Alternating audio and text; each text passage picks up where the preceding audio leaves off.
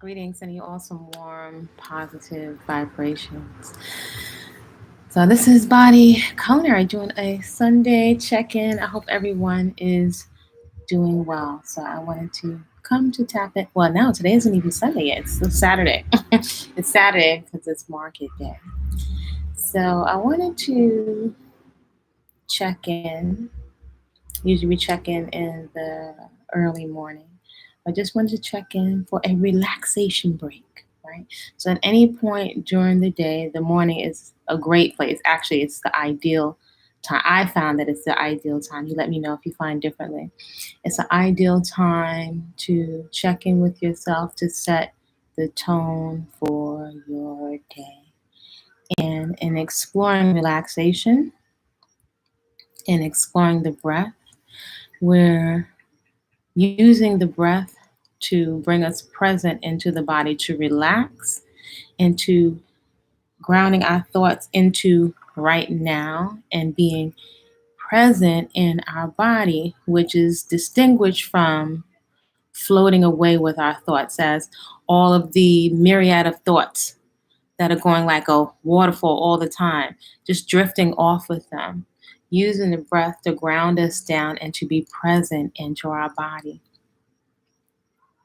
And you're welcome as you're invited to cultivate a craving for quiet, like slowing down the waterfall of the mind and noticing how it feels different to be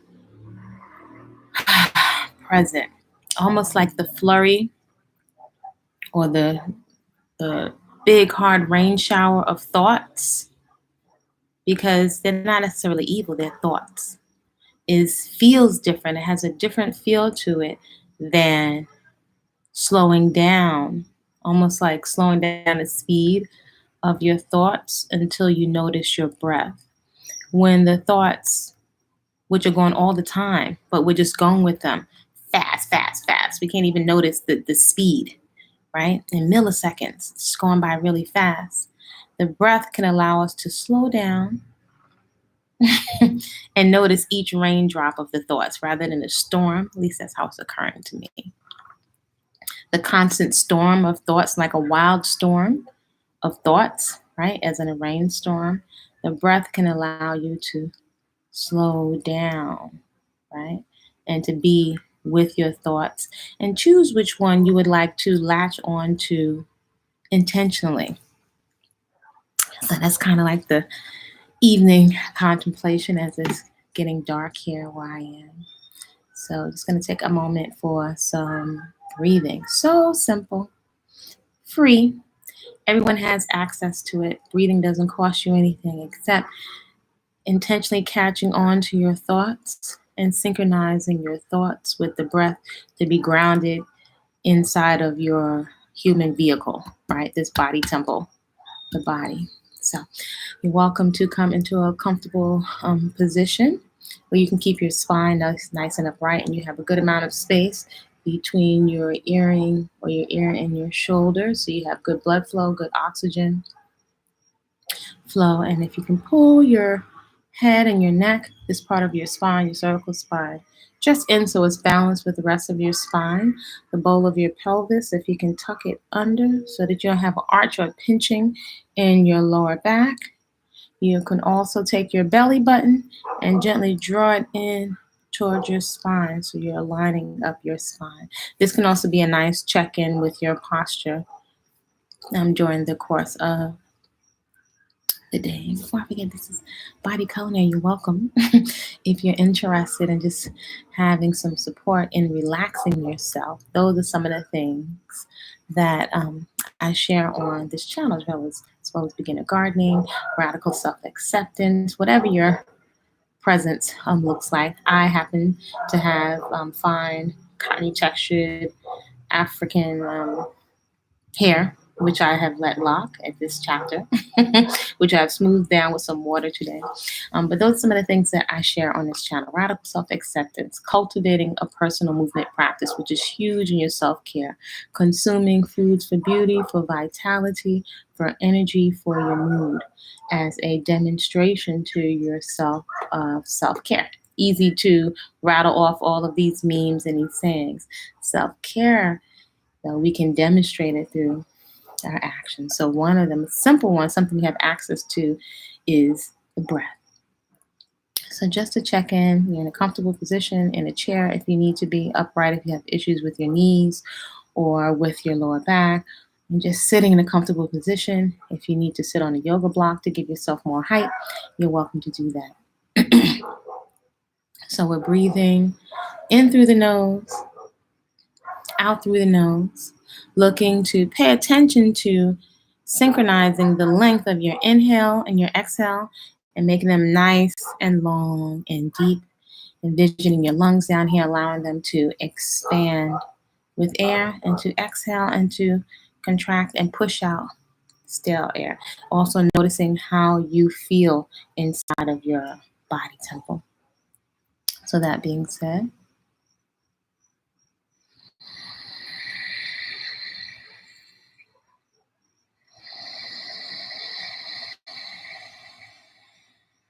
your eyes can be closed or open.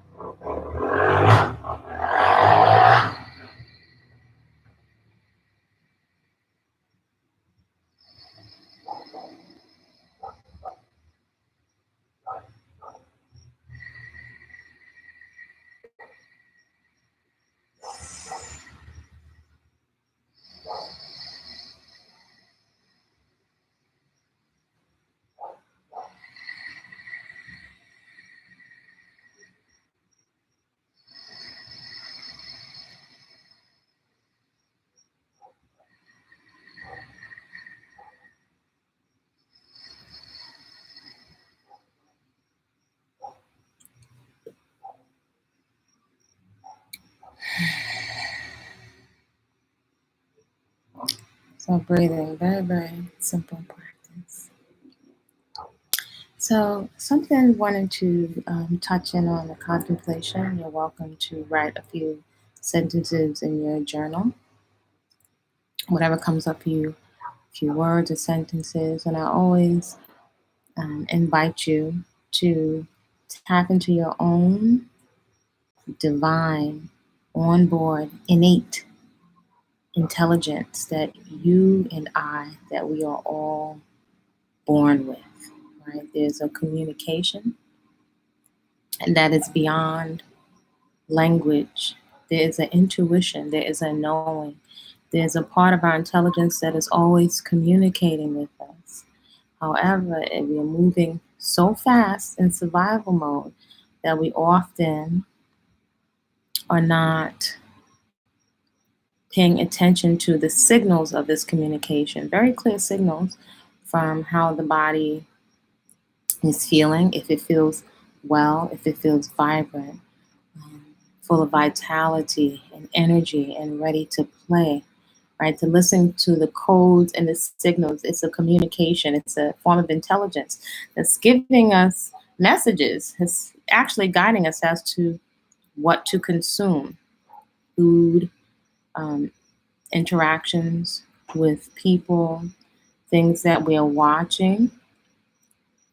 The communications bubble to the surface in the form of emotions. The emotions drive the behaviors, and there's so many of these communications that are packed down in our memory, messages, direction, instructions in our cells that can manifest in terms of forming dis-ease or ill-ease from ignoring the communications that are coming from our own onboard divine innate intelligence. So in the quiet and cultivating quiet and cultivating it, literally intentionally cultivating it, we can begin to pay attention and hear. Because again, as I've stated numerous times, and if this doesn't resonate, leave it right here. There are many things competing for our attention. There are many things and sales, things that are looking to hook our psyche and hook our attention to elicit responses and say, hey, over here, come and give me some of your life force energy. Come and consume in exchange for profit, and hook your attention so that you will spend the extremely valuable currency of your life force energy on this plane. So your 401k energetically, right? We spend it up, right? Often on automatic pilot when we're triggered. So the breath can really, it can be a great tool if we use it, at least make the effort and cultivate the practice of intuitively starting to listen in. We may notice like, wow, I'm hearing more subtle instruction. We may not notice that all of the things competing for our attention are actually giving us messages and visuals and actual instructions that we are following that are eliciting us to smile, to feel sad, all different anger that are eliciting emotions and instructions. And so it's happening so fast, right? Beyond us being really cognitive and discerning that we are receiving instruction that goes beyond our conscious mind, and it's eliciting and driving our actions in the most practical sense. So tapping into and dialing in and tuning into the breath and literally being quiet to start to discern from the inside, right? Not so much from the outside, from the inside, an inner listening, like turning your ears inward to the communication of your intelligence so that we can be more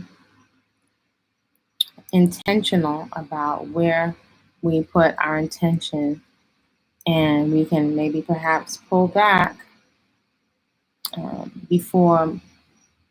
and recapture some, if not a good portion of our energy from moving on automatic pilot, from old messages, situations, traumas, instructions from marketeers, to being very intentional, to be able to capture and synchronize, just like when we intentionally synchronize our breath, being very intentional around synchronizing and recapturing our emotions, our aspirations, our visions for our life, instead of just floating and on automatic, taking instruction from all the pictures being broadcast to us. This is actually really practical. The breath can really help us switch switch the channel to being present so that we can be intentional and synchronize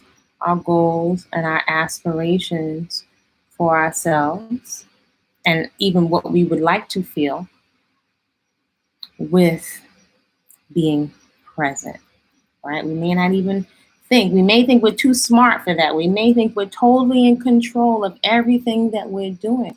But I invite you just to check in with yourself and see, again, if from 4 o'clock or 5 o'clock or whatever time you get up in the morning to 12 o'clock, are you able to almost effortlessly stay on the channel of your goals and your aspirations? Or does it seem like a struggle? Is it a struggle to stay in action around what you say is important to you? And I want to distinguish this from just being in survival mode and performing our duties in life. You know, there's a hierarchy or a structure set up for working and paying bills. Other than working and paying bills, can you say that you're able to harness your attention and your focus in a relaxed way, in a joyous way, to being in action daily on a regular basis around what you say is important to you, creatively, when it comes to moving through life, literally with your movement practice? Are you able to harness a lot of your time and your focus and energy to your movement practice?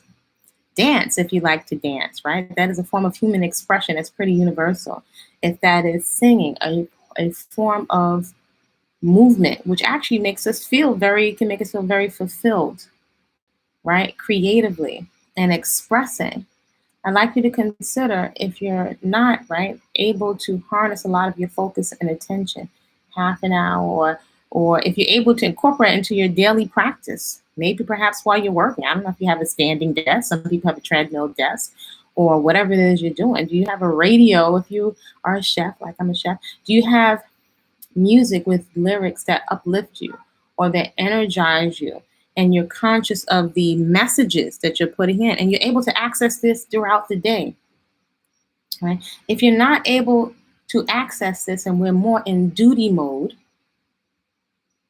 how much energy, how much is that costing you? How is it making you feel, right? We always feel like I have to get out of here. I've got to get a vacation. What is that telling us?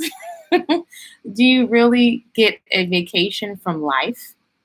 You know, and in our previous video, something we were exploring, and if this doesn't resonate, leave it right here, is that many of us perhaps subconsciously have a death wish.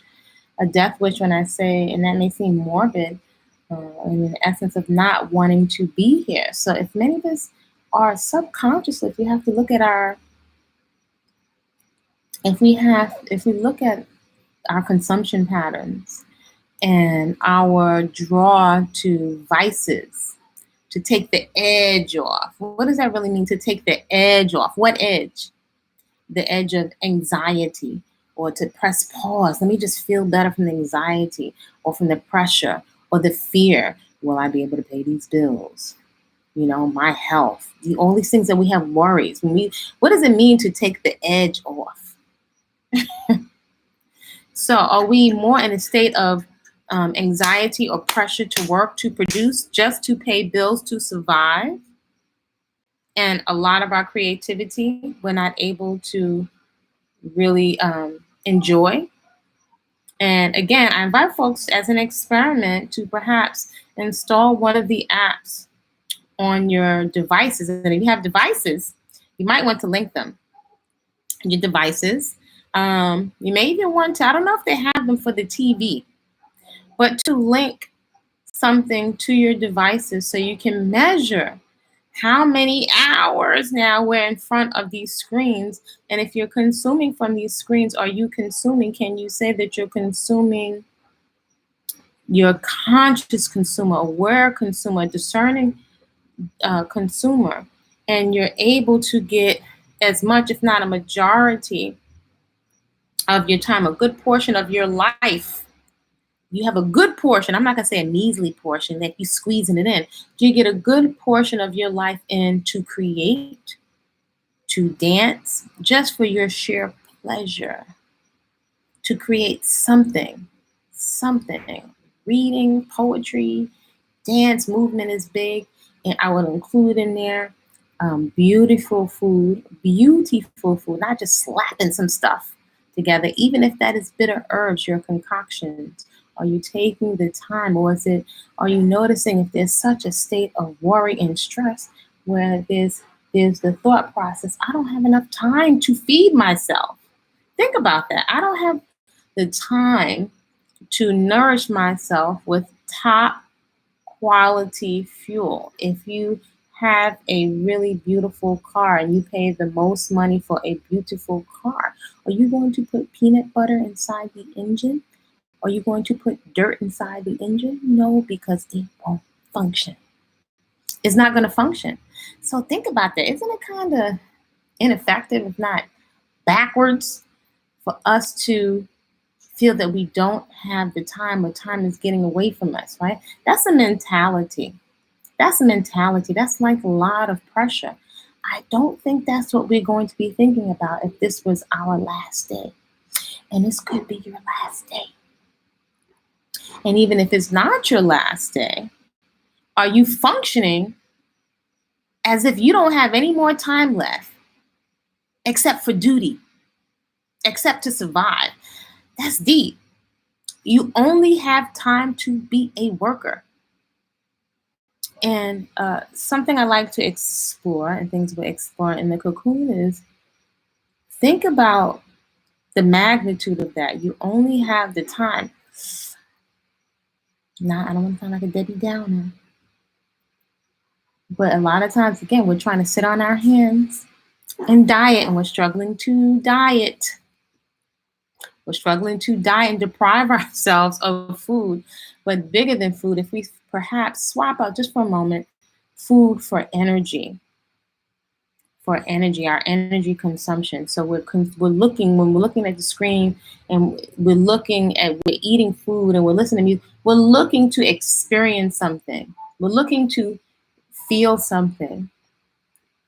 And if you're someone that's consuming unconsciously, we're trying to look or to feel something. But it's like we can almost never catch up, because the energy of constantly being in survival mode, that can cause a lot of resulting resentment, anger, but it's dutiful. This is just what we have to do. We have to survive, right? The magnitude of being in survival mode and the anger around it. And perhaps if you are a parent and you have children to nurture, although we love our children, I know I love being a mother. So it doesn't even feel right, like we have the right sometimes to acknowledge that we're in survival mode. But you cannot outsmart yourselves, and you cannot outsmart your onboard divine innate intelligence. And so a lot of times we may not be able to figure out, may be very frustrated to acknowledge that we constantly are self-sabotaging. We are constantly self-sabotaging. But I invite us to press pause on condemnation and beating ourselves up, and keep trying to add more strictness and more discipline. And if that hasn't been working for many, many years, perhaps a healthy curiosity is in order. Because your inner child, your divine intelligence, whatever you want to call it, will not be ignored. If we are unable, or we have found, I'm not there with you, in your quiet moments, if we have found that we have been ineffective and unable to effectively abstain from moving mindlessly in our consumption, then that's a communication, because there's a constant communication. Your intelligence is trying to tell you something. Something is being ignored. Something is not being acknowledged. And this is not religion, per se. This is not the stories and the anecdotes and the psalms of religion. They can have their place, whatever your practices are. There's a communication. There's something that's being ignored, and something that will not be ignored, because it shows its face. It shows its face in our consumption patterns. And On another side, when you are engaged in certain kinds of activities, you will notice, I have noticed, you let me know what you think respectively in the comments. When you're engaged in certain kinds of activities, you don't want any kind of weighted food holding you down. You want more energy. You only want more energy so you can dance more, so you can express more, so you can paint more, so you can laugh more, so you can play more. Note that you usually don't want to eat during those times. When I'm dancing African dance or when I'm polling, I don't want any kind of heaviness because I want more energy to play. I want to be free. I like being free to play. Those are times where you can realize, oh my gosh, the excess adipose tissue, the excess luggage that has manifested physically onto my body temple is holding me back from being able to play as much. So for example, like let's say perhaps if I'm doing Ashtanga yoga or stretching, at those times you will notice extra weight that has manifested onto your physical body as a result of mindless consumption in response to stress. We don't want it on our body. In those times, you feel naturally motivated, like, I just want some fresh juice. I just want something natural because I don't want anything holding me back from being present to joyous expression, if this makes sense. So you see, if you connect the dots, this is also practical, how the breath can be a foundation. Something as simple as the breath, is tuning in with your breath. Simple. It doesn't have to be a big production. Several times a day is key and foundational to you cultivating a space for listening, cultivating a craving for quiet.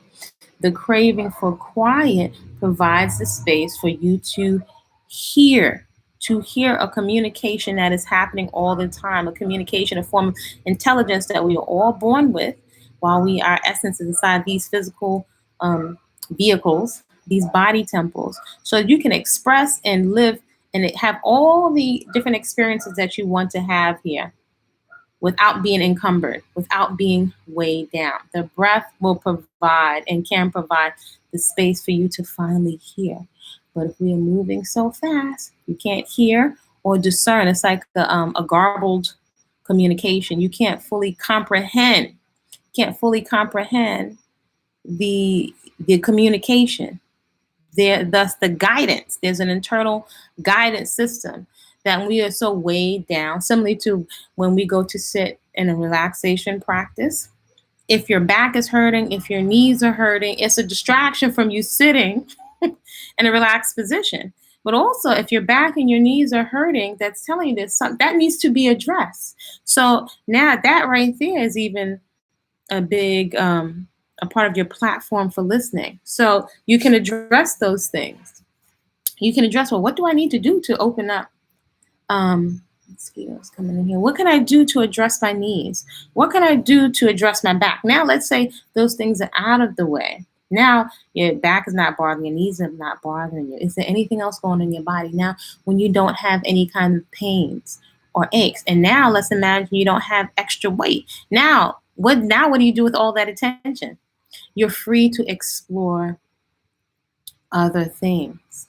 When we're having lots of luggage that we are carrying around to the point where it's not resolved, we haven't reframed the narrative in a way that we can live with, and we can put certain chapters of experiences, we can file them away on the shelf, only to be referred to as a point of reference. We don't have to keep replaying them.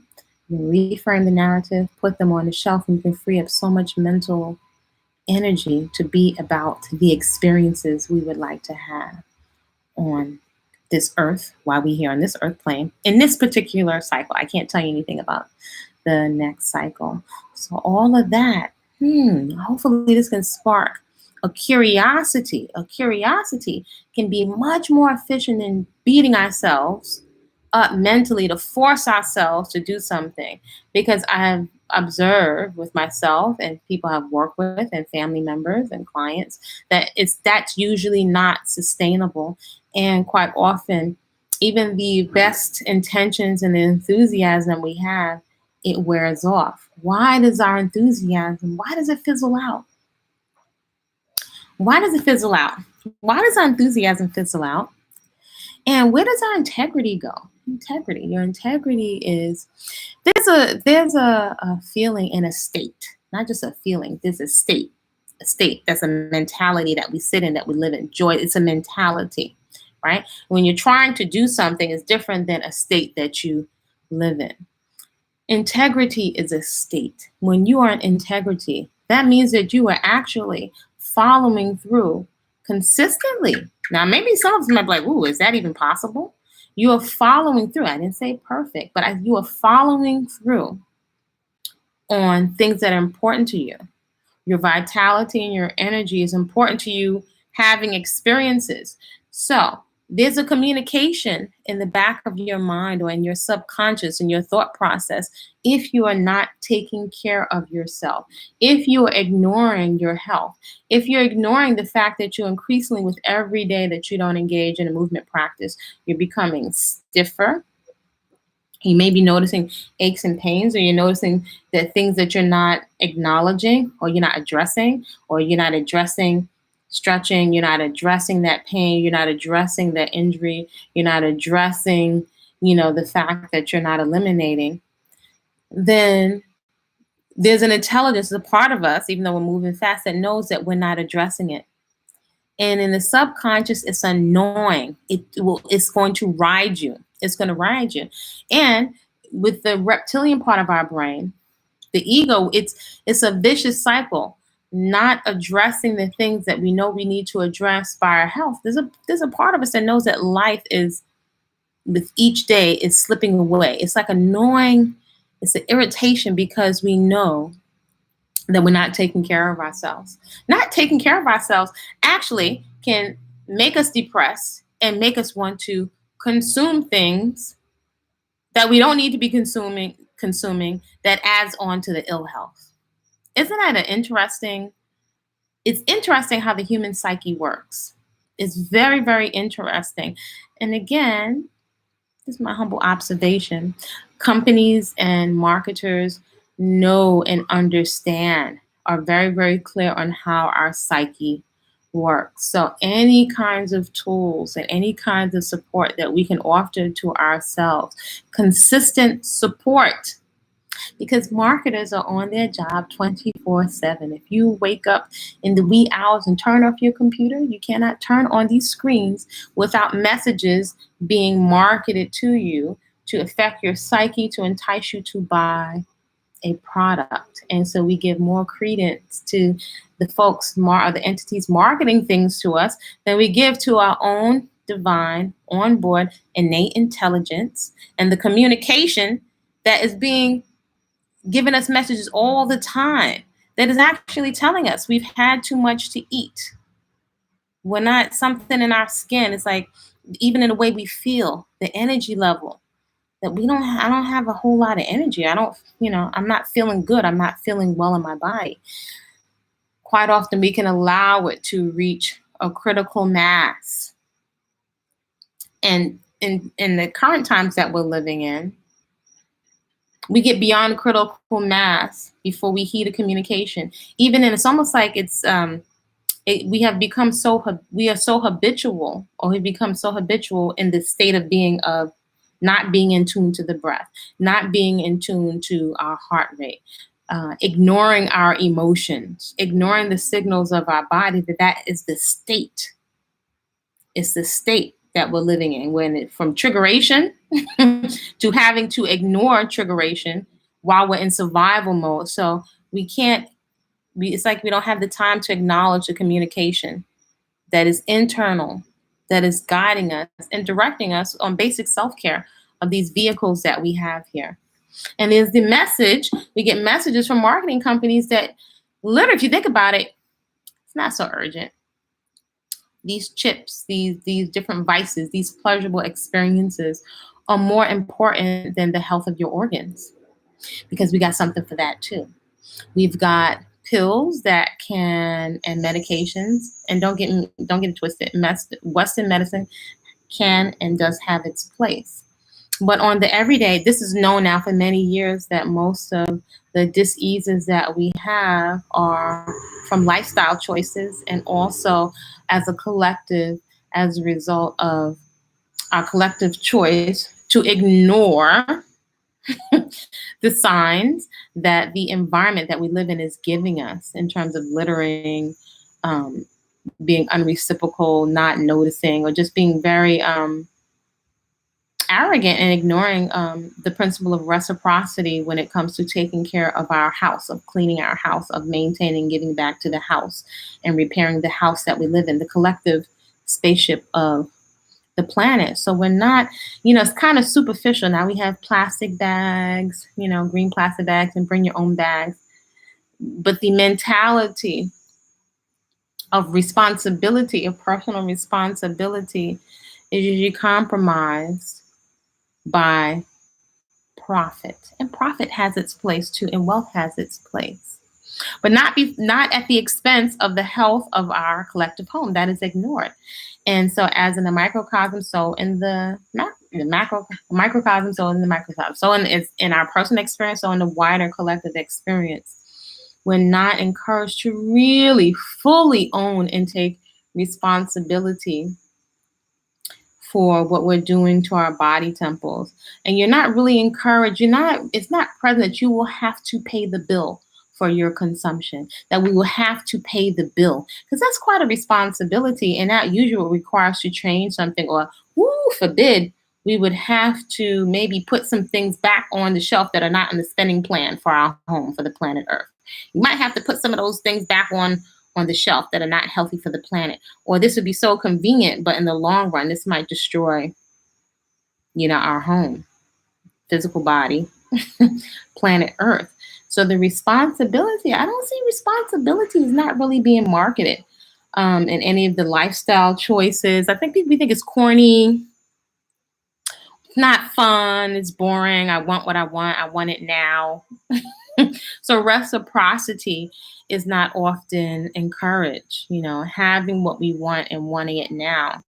I don't think that we're encouraged to see that there's any kind of freedom, in that. And we may think like it's a bore, it's a burden to be responsible. When we know that being responsible, or even I had a teacher tell me once years ago that discipline is freedom. I remember having a whole big book and a journal on discipline is freedom and consistency. So fitness is an excellent example of discipline is freedom. So not that I'm a perfect human being, and there are certain practices and habits that I have had that while everyone around me wasn't doing them, I know that they have paid off, right? And me being cognizant of them and knowing that certain things would give me a certain result allowed me to early on make decisions around things that I just knew I wouldn't consume, because although they would give me immediate gratification, I knew the long run they would burn out my skin, burn out my organs, burn out my liver, and I could see also burn out my mental and emotional state. So we're not encouraged to be in integrity. I think it's really interesting that based on fear, we're encouraged to be in integrity with and I hope I'm not looking to offend folks, just my personal observation coming from a religious family and a religious upbringing. We're encouraged more being, I don't even know how I want to say in integrity, but let's just say in integrity with something outside of ourselves, and not to be in integrity with the intelligence that's within ourselves. Isn't that interesting?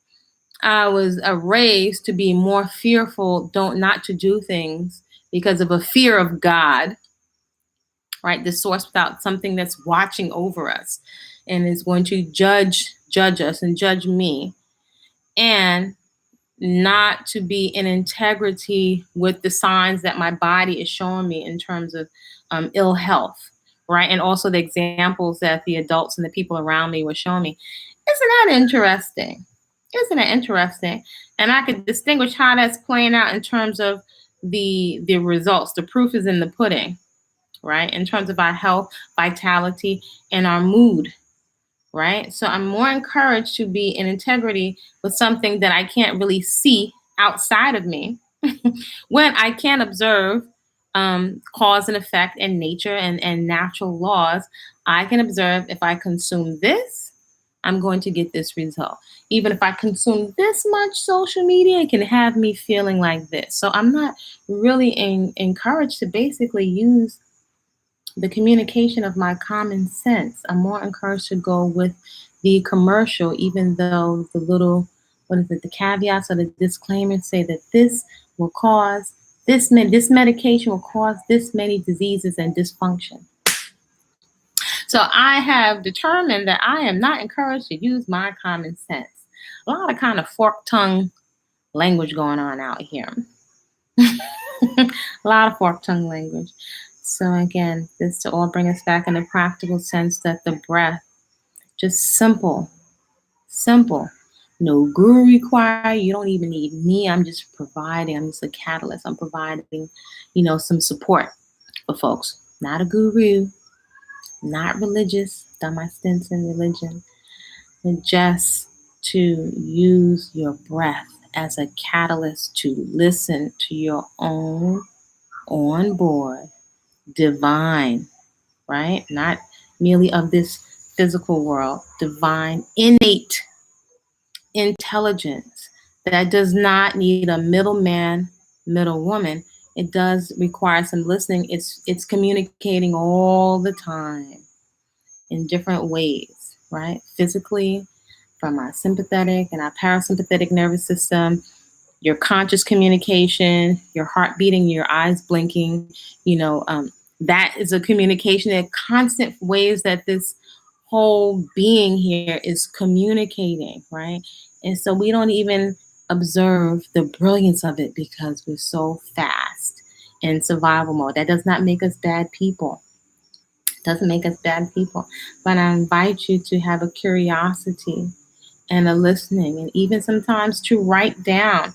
So writing down in a journal in the most practical sense can help you cultivate a listening. And there are different types of communications, right? We can call these communications different things, right? It's beyond language. Whatever your language is, it's a communication. There's a part of our psyche, the way this whole thing works, and our brain and our mental activity. There's a part of it that's just trying to protect us. That's not logical, but it tries to protect us. It's always down for us. It's always down to protect us, right? That ego, it has a purpose, but it will also take out the host. I always like to say the ego will take out the host in order to protect you. It could actually have you medicate yourself to not feel and take you out at the same time. You so much don't want to feel and don't want to deal that you'll take yourself out. Isn't that friggin' amazing?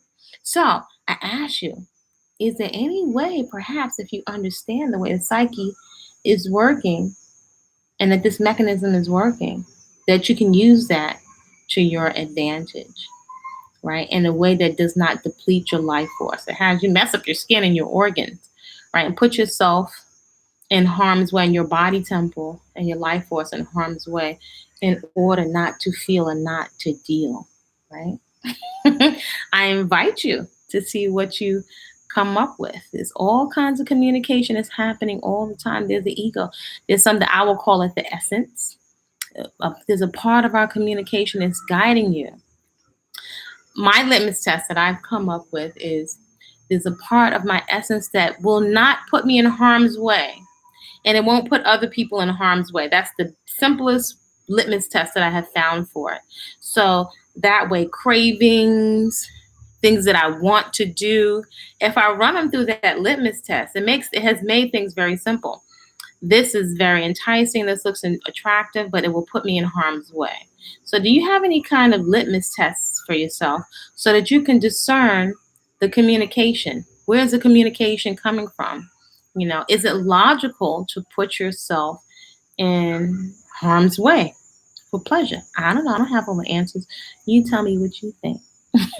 So I really want to encourage you to tune into simple relaxation so that you can hear so that you can discern your own internal guidance. And I think this is something that we move too fast and we bypass this process.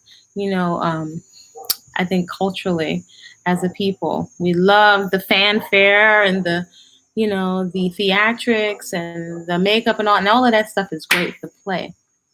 But I have observed there's a massive disconnect, and it taking us so long to get connected and to tune in that a lot of time is squandered, a lot of life force energy is squandered, a lot of vitality is squandered, a lot of opportunities may be missed in this particular life cycle, which I hear the books and the myths, and this is the life cycle I know about. And I intend on continuing this life cycle into the next one, but I don't know what that's going to look like. So I make an effort to be responsible for this one. So that breath, that listening can provide this space. We can cultivate and refine our listening to our own this communication that's happening that won't put us in harm's way. And that can help make our choices for food, life force, energy. It can help make things very clear. Heard someone, a person who I admire, say something I thought it was so simple, and these are communications from your intelligence. I put it another way, but the way she put it was like I love simple communication that's spot on. That today we're using other people and other people's bodies as a form of therapy, right? Not necessarily, some people try to pass it off as tantra, it depends on context, but we're using other people's bodies as a pacifier. You know, I used to get irritated, and I see every time that my channel goes on, there's either people or bots that I realize when I research always come onto my channel. And I don't know if maybe they have a fetish for, I don't know, chocolate women. I don't know, but they're looking to have a kind of interaction, bypassing any kind of honor, introduction, or whatever, to snatch your images. This is what people do on the internet, you know, these internet streets, as they say. But there is trying to bypass, And I wonder, it's like, wow, amazing. People don't even think that is depleting themselves, or that you don't have to mature, or that you don't have to grow and develop. You know, your soul, that if you have, for example, which I think is absolutely amazing, that in this time people would think, I can bypass human interaction. I get it. Sometimes you're just like, you can be so disappointed in people and human behavior, but still desiring, you know, to interact with humans, to co-create or whatever, cohabitate, whatever, but to bypass. And so folks were like, well, I'll just get a doll. I'll just get a doll so I don't have to deal. I think that's I'm not even going to demonize it, because I am coming from a space, I've learned to come from a space of a healthy curiosity. And I'm always curious that you will be enticed by folks for profit to bypass things. So I have a suspicion. I always got to look with a side eye at anyone that's looking to share a toxic trait with me, or if I'm looking at some results that I don't want in terms of health, vitality.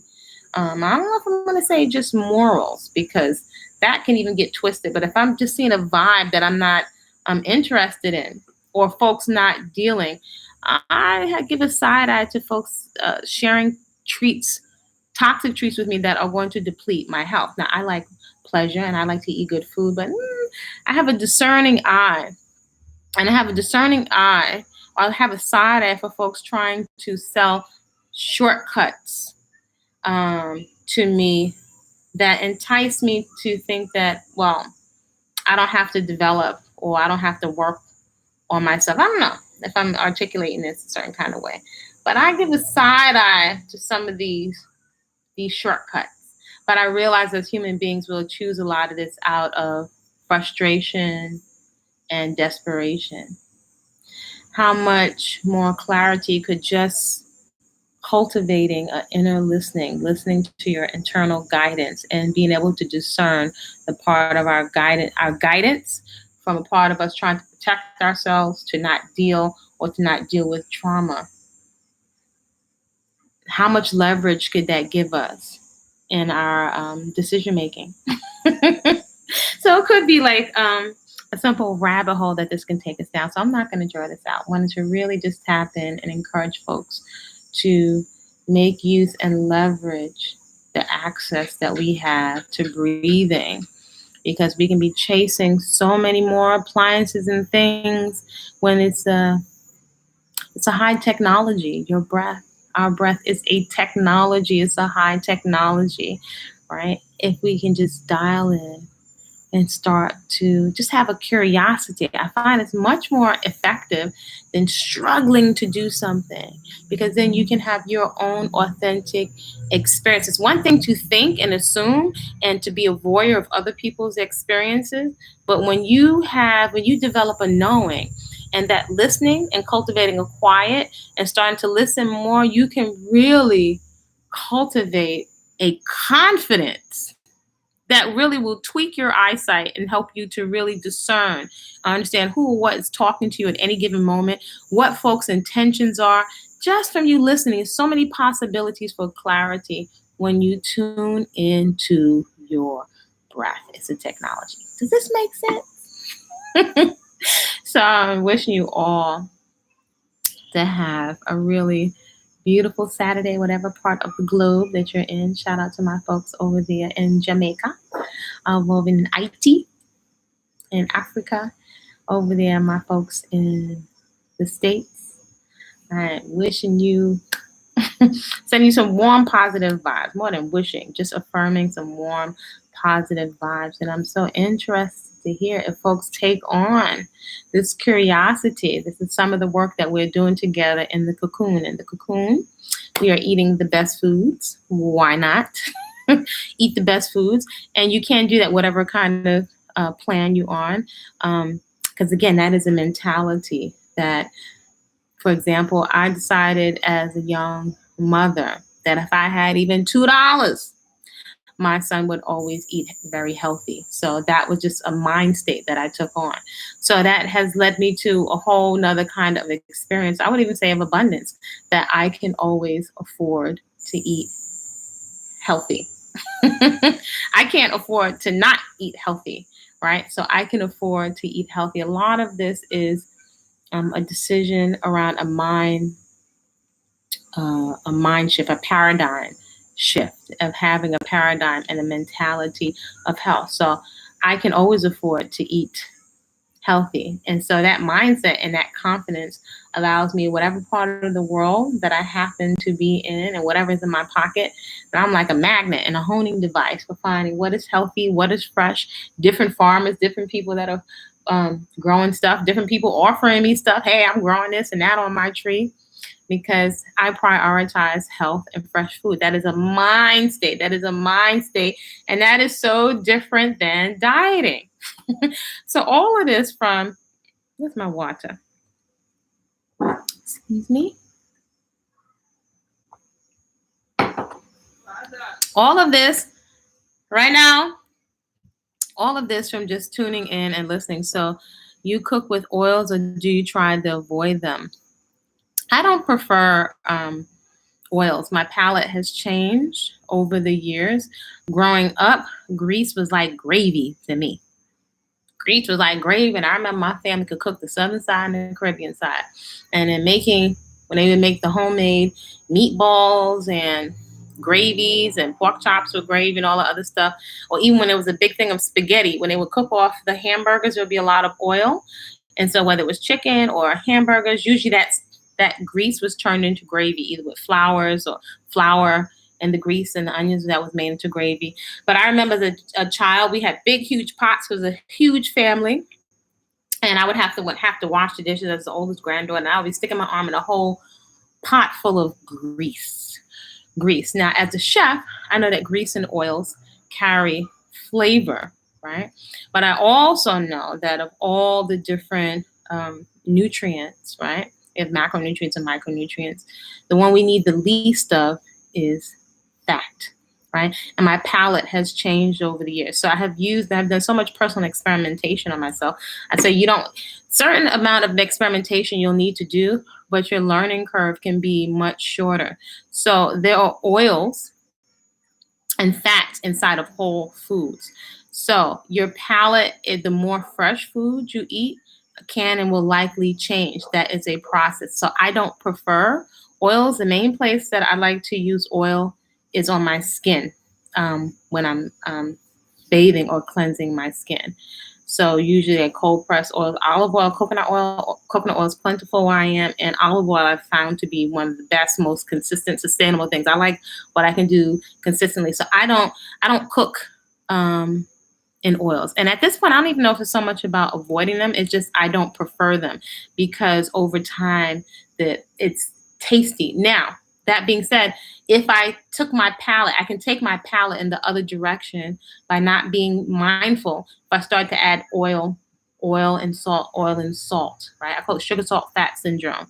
If you're used to eating out, if you're used to other people preparing your food, that's what many people's go-to is to make food taste good. There's lots of oil and salt.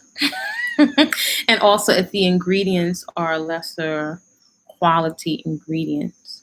So another example would be like in the lettuces that we've been harvesting in the little garden, and sweet potato greens and the arugula.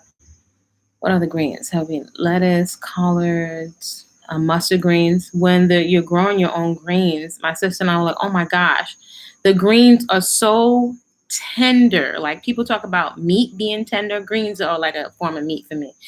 The greens are so tender because we just picked it. It's a whole nother experience. I said, oh my gosh, I'm getting spoiled because I can discern the texture. I'm very into textures and flavor.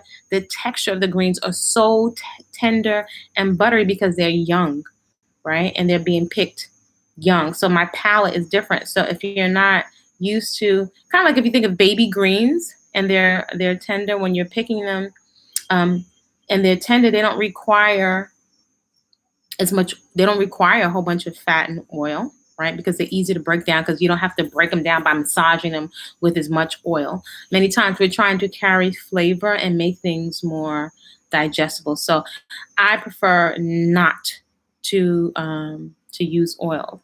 Recently, I would say it's been like going on 12 years of eating whole, unprocessed living foods. And the last couple of months, for the first time, I went to Jamaica and I prepared food for a retreat. And it was my first time preparing cooked food in almost 12 years. So first I was very irritated. I didn't want to make the food. All in all, for the folks at the retreat, I think it was very beneficial because to take ingredients that were picked locally by the farmers that were literally just picked, and to have folks experience them, things that were sprouted and those things prepared live, right? Only cooked by the sun, ripened by the sun, and then lightly cooked was very eye-opening for people that we didn't need a whole bunch of processed foods or TVPs and all that other stuff, processed foods. That was eye-opening and people absolutely loved the food. So although I prefer that, and, getting up over any of my inhibitions, I don't know if I would say fears, but just being so, I don't want cooked food because I feel like it can be very addictive because we can fall very much into that sugar, salt, fat, and use the foods more emotionally for comfort. That has its place, but a lot of times we're eating for comfort more than nutrition. So as someone that has been a researcher, one of my specialties I would say around is food addiction. that was something I was very resistant to doing, but I do see how that can be valuable for many people. So I think there are certain oils and ways to use them to start to wean ourselves off of so much oil. Does that make sense? And then also when you comprehend that the nutrition, right, what we're eating these oils for, right? There's omega-3s and omega-6s. There are nutrients inside of these oils. When you understand at a base level that the nutrients in oil are very volatile and they are compromise in the presence of heat and light. So if you think of very delicate oils, for example, like flax seeds and hemp oil, if you heat them to certain temperatures, you likely destroy the nutrition in them. So that's been a whole years of experimentation and taste. I don't prefer oils. The cleaner you start to eat, and I do think pleasure is necessary to help you wean off of those things, but your palate will likely change. And after a while, like salt will be very salty, added sugar will be too sweet, and things that you're using oil for will start to be like a coating, will taste very greasy. After a while, oils can occur to you like grease. And so that is a process, and that's a space of awareness. So these are some of the things that we go over in the cocoon. So I get all the beautiful live pies and desserts, and I can do those and done those for over the years. I think one of the things that is not being addressed, I don't see it being addressed, is that we can have a tendency to take a lot of our fried chicken and ham hocks and collard greens and the way that we had them in seasonings. We can take a lot of our food porn and using food mostly emotionally as a crux or a way to emote or a way to numb emotions, and carry that right over to vegan and vegetarian, right? And not really deal with a lot of the emotions that we're trying to feel or not feel. We can be using the food and the oils as a pacifier and a way to soothe us and make us feel a way. Like, it's very sensual. And I would say the food can become your boyfriend or your girlfriend, as you're sitting there alone or stressed out, and the food can become, like your little cigarette. Does that answer? I hope that answers. So I do think pleasure is necessary. And I also think that we definitely use the food emotionally to deal and to not deal with certain emotions. And so I have found that people, and it's been a long journey, and I'm blessed to have surrounded myself with different teachers that I've studied under for many years, from living foods to herbs to living nutrition, and also realizing when each teacher took me to a point, and then I had to explore certain things on my own.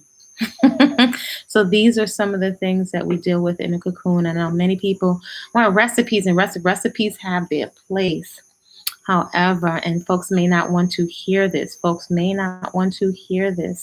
that the why that we are consuming what we're consuming is very critical, the why.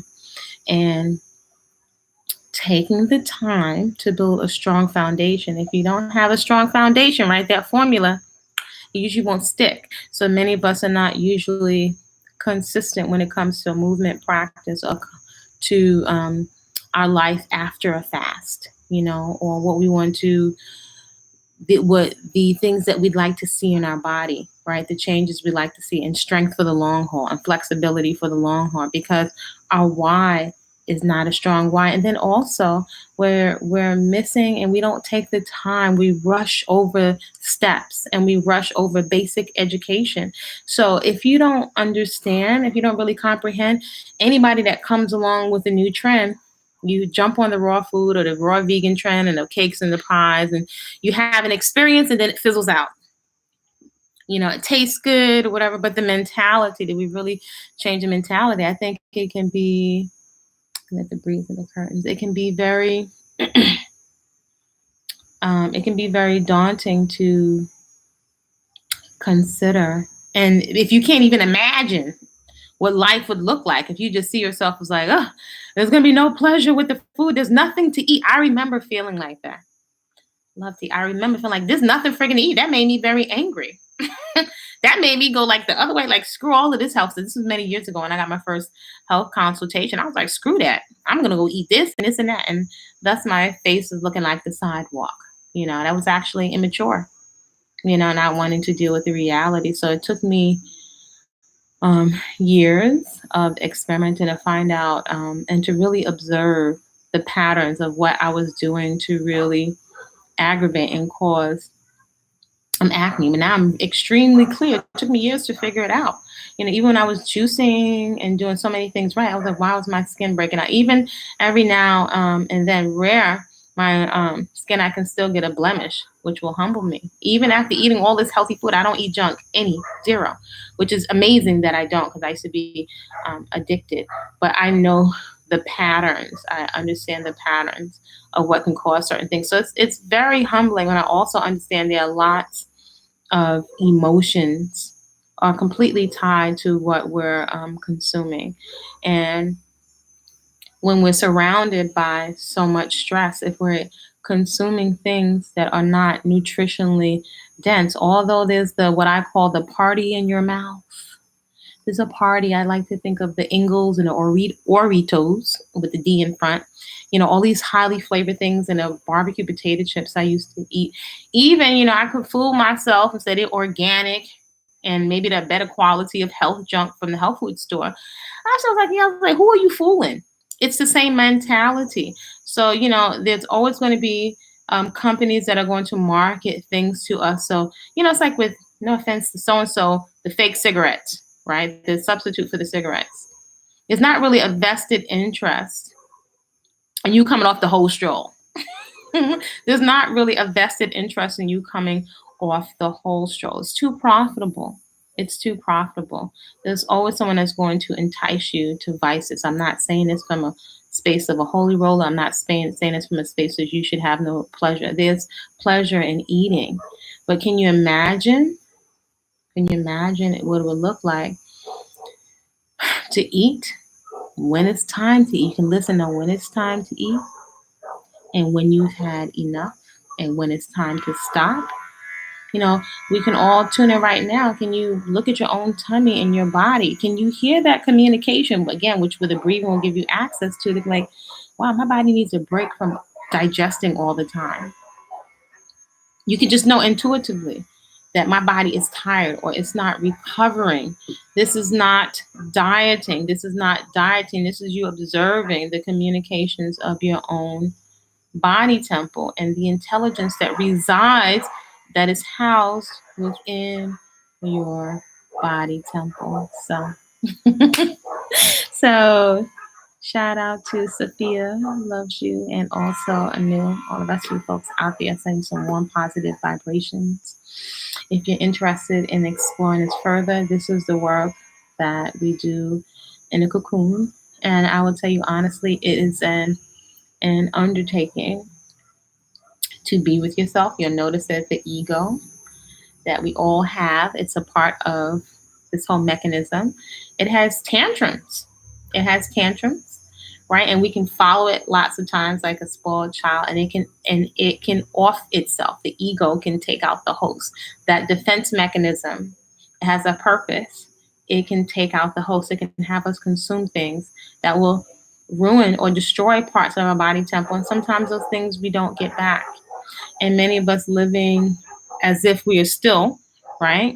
Because the mind doesn't have a sense of time, or living like we're 17, 20, 25. We're not banking on the mature years of your life, past age 35 into your 40s and 50s, where we will pay the price for everything that we have consumed. We will pay the tab if we are not investing urgently. If we're not investing in our health and flexibility, then you will not likely have a body temple that's pain-free. And you may not be thinking, but a lot of your saving, all you have worked for, you will wind up having to pay for medications. So if you look at a lot of our parents, I'm like, wow, sometimes I watch, I'm like, this is a systemic, this is like money.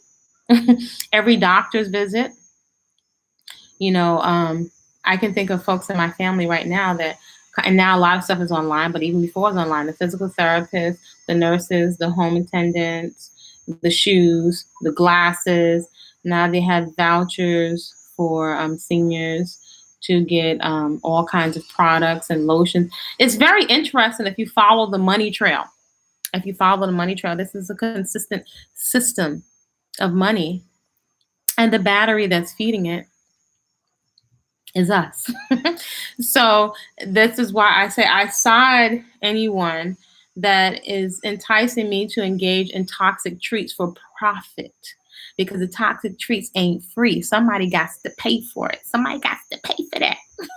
And we are not thinking of the bill. We're enticed. There's been a whole program of, come on, take a hit, another slice. You don't think you have to pay. Some folks might look at you as you're being too strict or you're being a drag because you're not willing to put your body temple in harm's way for not wanting to reap the sufferation, as I call it, the sufferation results. But, it would make sense to me to want to preserve vitality and to be able to play and to be pain-free. But you often don't have a frame of reference for that in your 20s and your 30s. The lack of mobility and dependence on your family in your older years, you lose autonomy.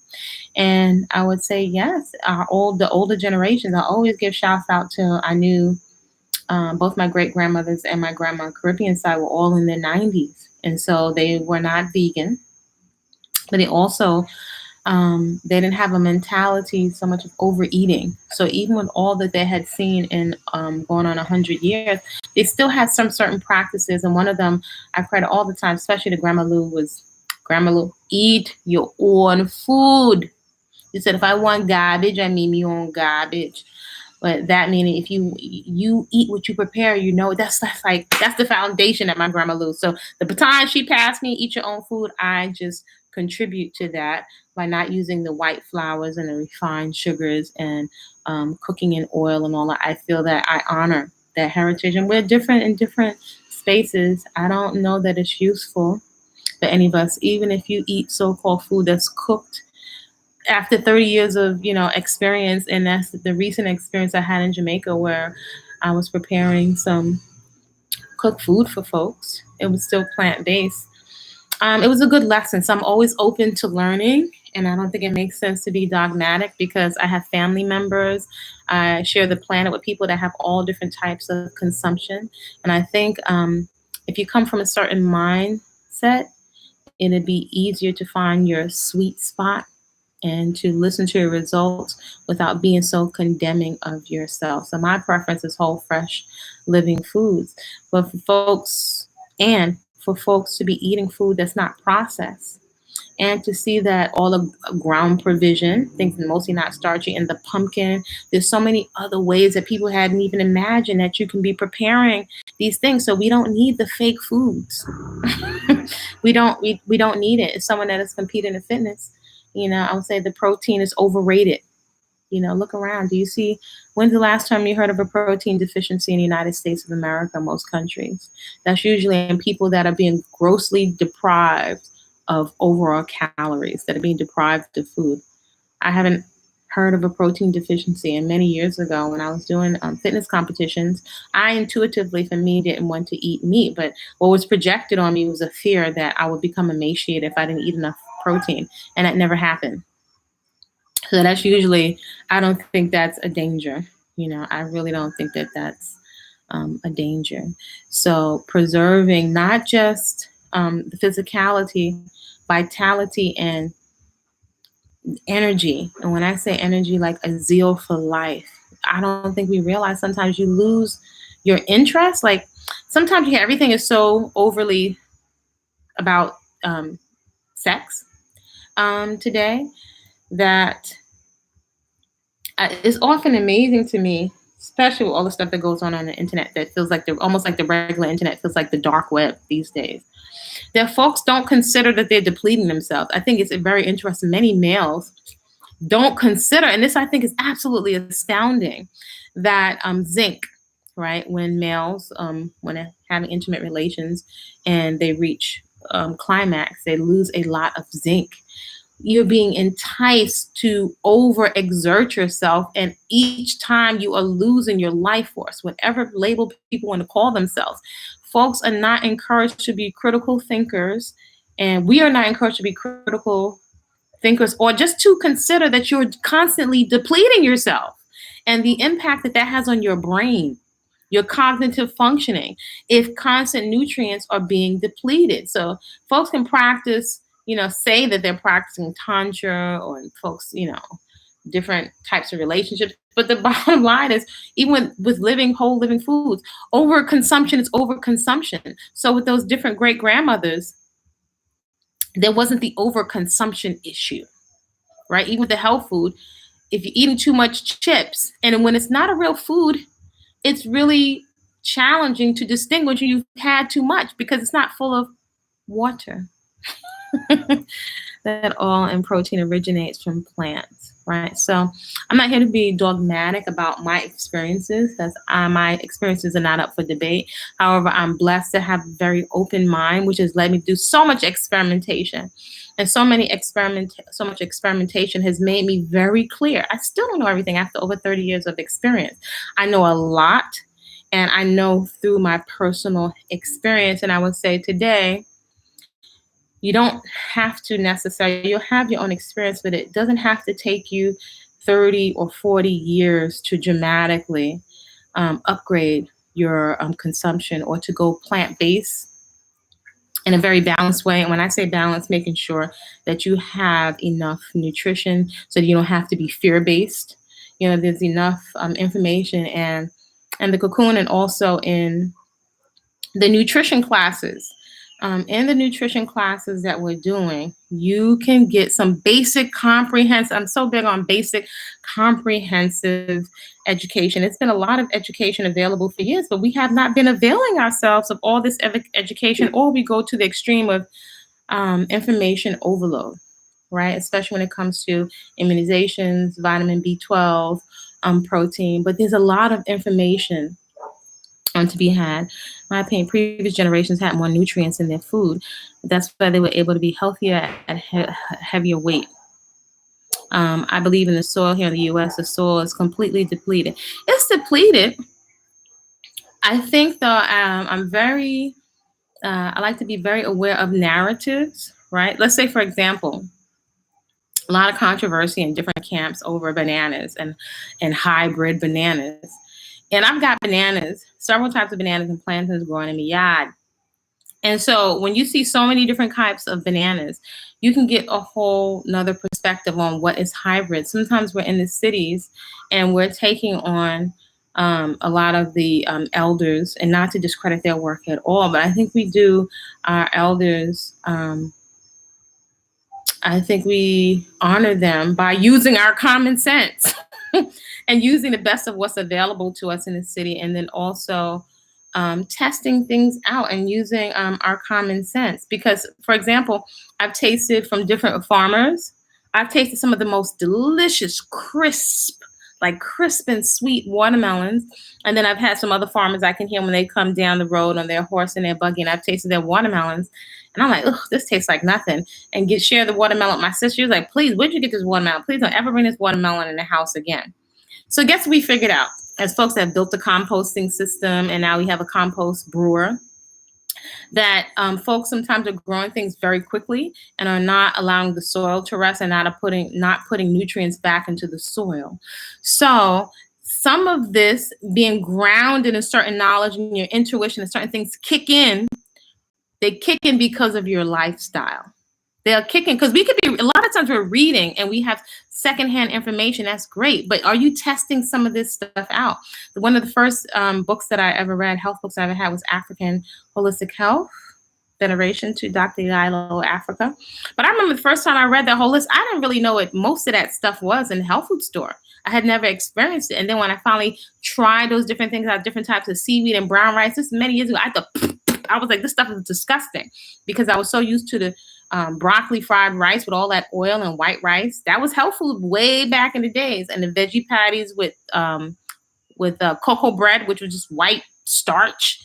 You know what I'm saying? It's been such a long journey. That was health foods back in the day. And the processed veggie meats out of the can, that was the health food out of it. So it's been a long journey. There's been so many things that I've experimented with and dropped off, even, with the tofus. And I remember when I was eating sprouted tofu, and I remember I made tofu from scratch. So there's been so many different experiences. I remember way back when I did a vegetarian stint, high school, before I became vegan, I was making cheese from scratch. I loved Indian food, making paneer from scratch. So because the principle over here, right, and I always venerate my grandma Lou, is because I'm preparing the food with my own hand, then I have information on how the food behaves. So there's certain things when people are trying to sell me stuff, right? You can't sell them the elders certain stuff. They say my grandmother would just chuckle and laugh, say this is bare foolishness, or this is bare shite. Because when my grandmother was doing things every day, all the time, and making that coconut bread, I wonder why she didn't need measuring cups and stuff, because she had done it for so many times. Her eye was attuned. So we're not preparing our own food. We say we don't have time, but it's costing you more. In the long term, it's actually costing you more because we skip over the process, and we're so wanting to jump all over the place. We don't stick with the process. There's a whole lot of information that you miss, and that's one of the reasons why our endeavors at health and fitness, they're not sustainable, if that makes sense. And I'm saying this from personal experience, as well as working with folks over the years. Even somebody else is handling your food. There's certain things that you don't have an eye to see or to discern. So anybody can come out with another chip and you haven't seen the agave plant. If you see the agave plant,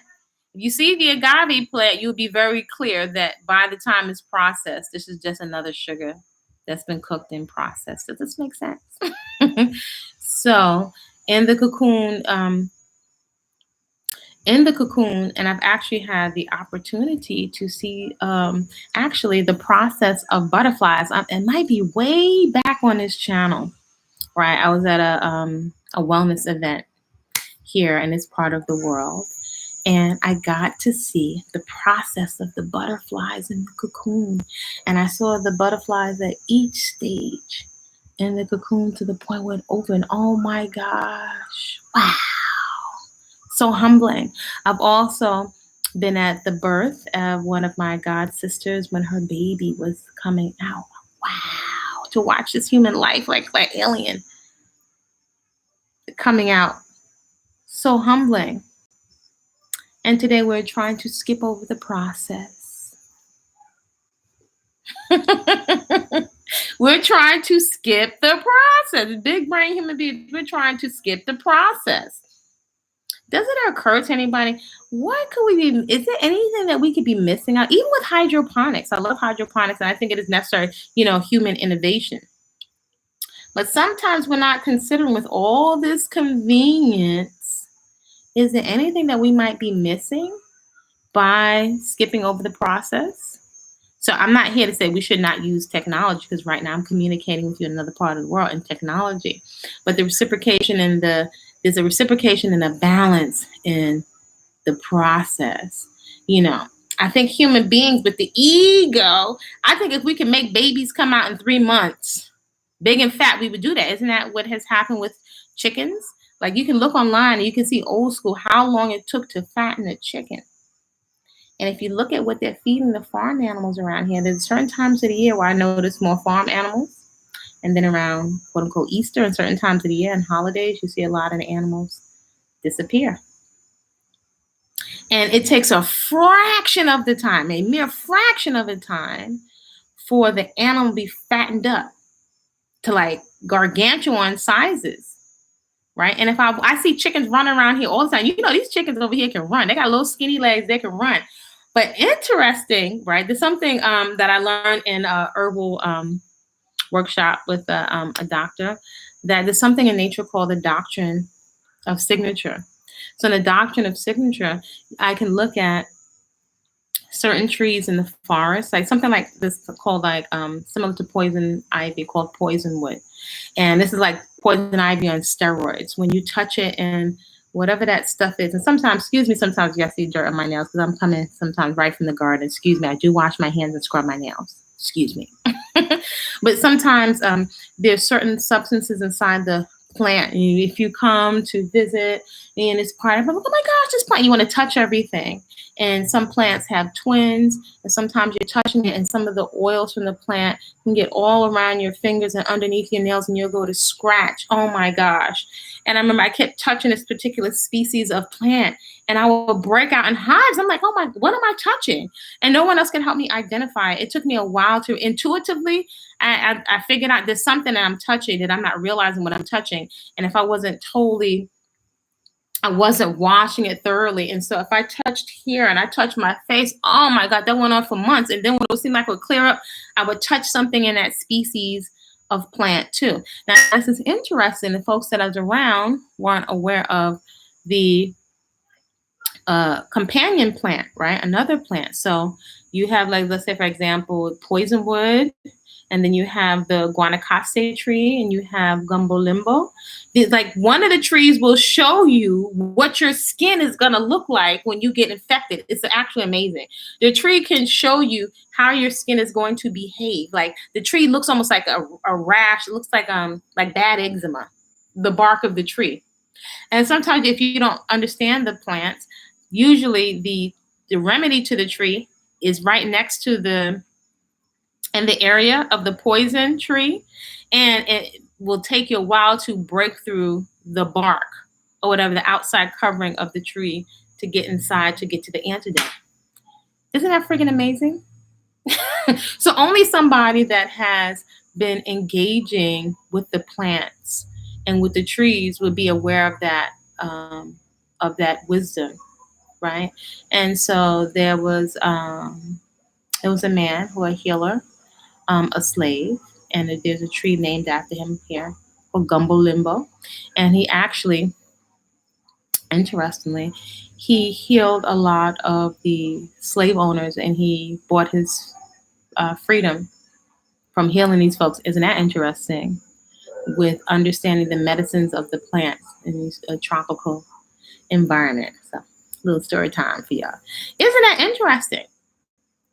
So if everything that you eat is out of a package because it's convenient, and it's a place convenient, we have so many hours, but I still say I could taste the difference with stuff that's made by hand, from Grandma Lou's hand, and I use her old school Grandma Lou's coconut grater.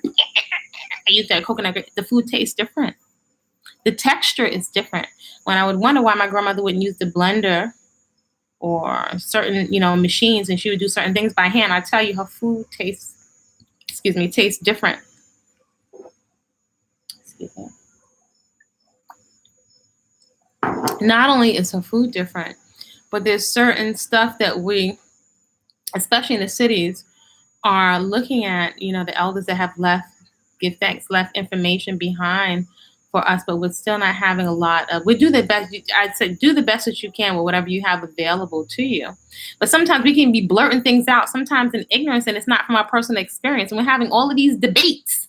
See, folks, when they're older, they don't argue with folks because they have their personal experience. So folks are debating over doctrines, is this banana, hybrid, whatever, and haven't had certain experience. So when you have certain experience, your eye is different.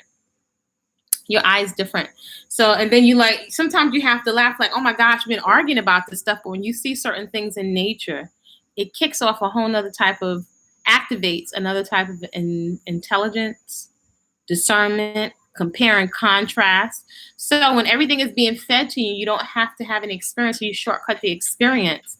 If you always have a middleman, you're not having an experience. There's a whole nother set of information that you're not aware of. Because you're going by, so somebody can sell you anything. You can't sell, that's why you can't sell these elders or something.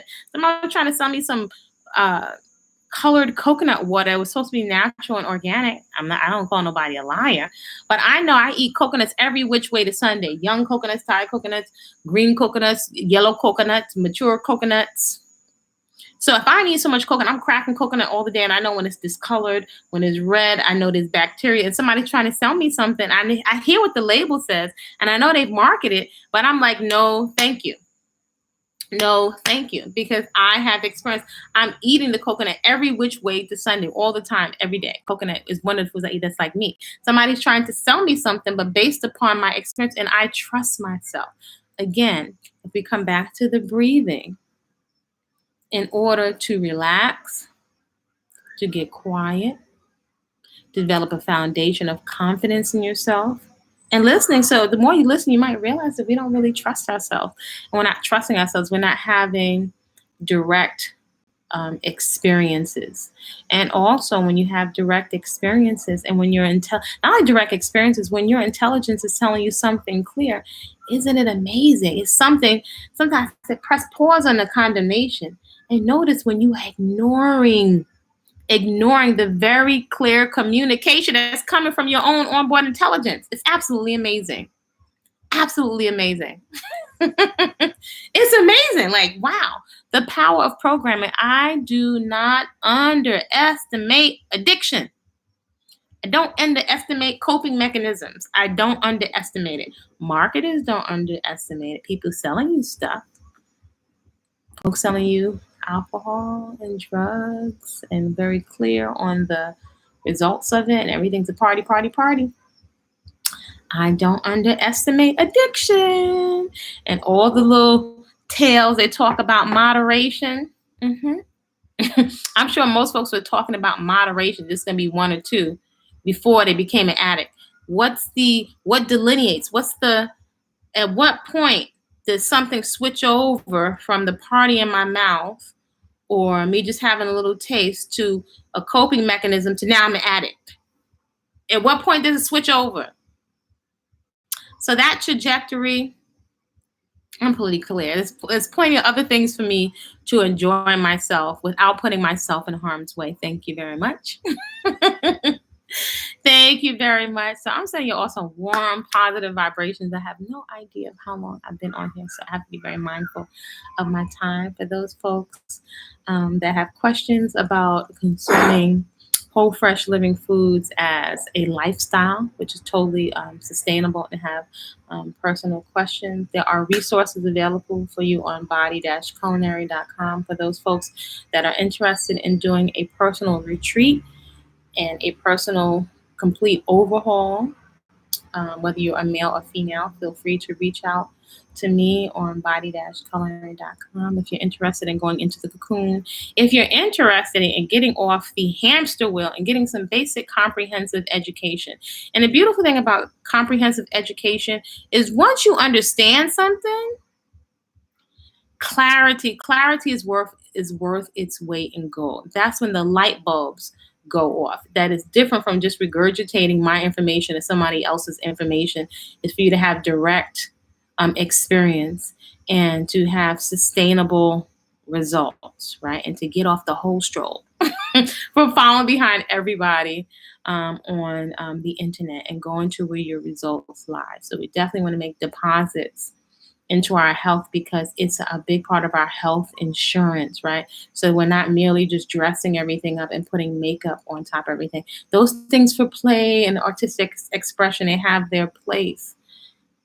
I prefer to use health as my number one beauty product. Then you can go play and do whatever the heck you want to do, but there's nothing like being confident in your own body temple and your own hair and skin, and to not to have to wear makeup, and when you need to run, jump, and play at the drop of a dime, and even defend yourself, and just be mobile into your mature years. There's nothing like it.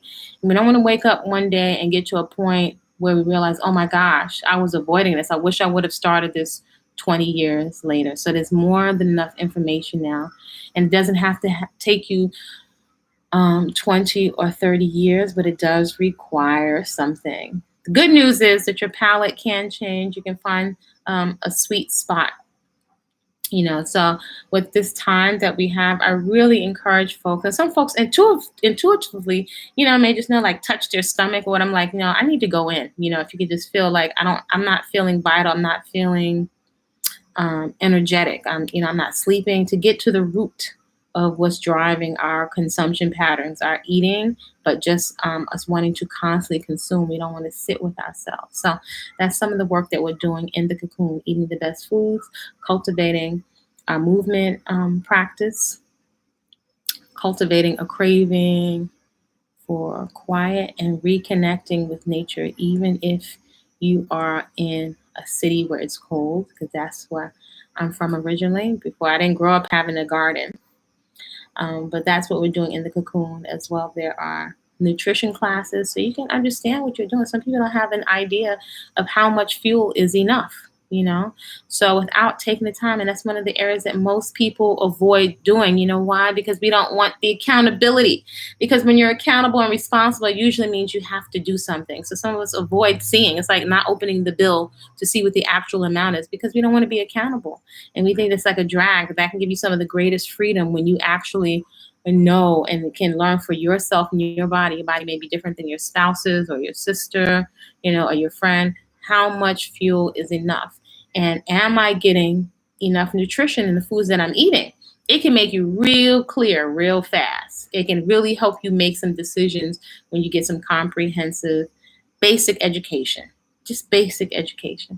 All right, y'all. So feel free to replay this to create a positive circle of influence and support for yourself while you're decluttering, right? It's nothing like leveraging the power of the internet. If we're not making a positive use of the internet right now, that's on us. That's on us. So I invite you to perhaps replay the relaxation videos that are on this channel. Simple, real simple breathing, or to replay this before bed or while you're cleaning or decluttering. Perhaps you might just want some pleasant company while you're chopping up your fruits and vegetables, right? So sending out some warm, positive vibes. Subscribe to the channel. Give it a thumbs up if you like the content. And I will see you soon. And do check out Sister Butterfly and Sister Bunky, Learn to Eat Better. That's on this channel. Resource if you would like laser access to see condensed what I've been doing for over the years. About 12 years, my second time around with whole living unprocessed foods. There's natural beauty, products. That's how I cleared up my acne and cystic acne with food. No products throughout my shower caddy. Putting food in my hair, eating it and putting it on my hair and skin. Whole living foods in the hood with menus to fit your budget. So that's giving you the shortcut and laser into my insight.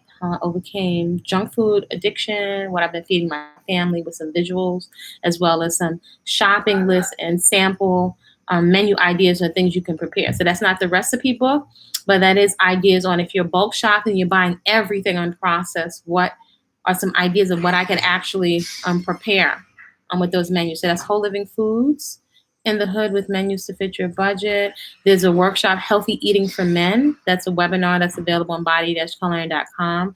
There's also Whole Foods, emergency food preparedness, preservation, and preparation. That's a whole workshop. So there's certain habits that I have throughout the course of the year. So I don't ever have to eat out of a can, ever, no matter what's going on. If I need to grab a to-go bag and I need things that are sustainable, I know what I can put in that to-go bag, how I'm preserving my food around the year. So that's a whole nother workshop. So those are some resources that are available for you on body-culinary.com.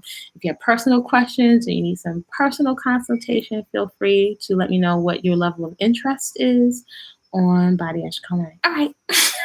See y'all soon.